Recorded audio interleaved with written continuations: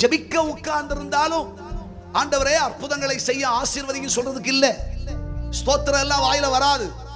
அப்போ அப்பா இப்படி ஒரு வியாதியை கொடுத்துட்டேரே அப்பா, உங்க கண்ணே இல்லையா அப்பா இப்படின்ட்டா என்ன செய்ய? நீ சத்துருவை மிகைப்படுத்தலாமா? சத்துரு உனக்கு முன்னே ஒன்றுமில்லாதிருக்கிறான் என்று நீ விசுவாசி. யாரா இருக்கட்டும், எப்படியா இருக்கட்டும், எவ்வளவு சக்திமானா இருந்துட்டு போட்டும், எவ்வளவு பெரிய கோலியாத்தா இருந்தாலும் சரி, நான் தாவீது ஐயா, கர்த்தர் என் கூடயே இருக்கா, நான் கலங்கவே மாட்டேன், கர்த்தரின் பட்சத்தில் இருக்கிறார்.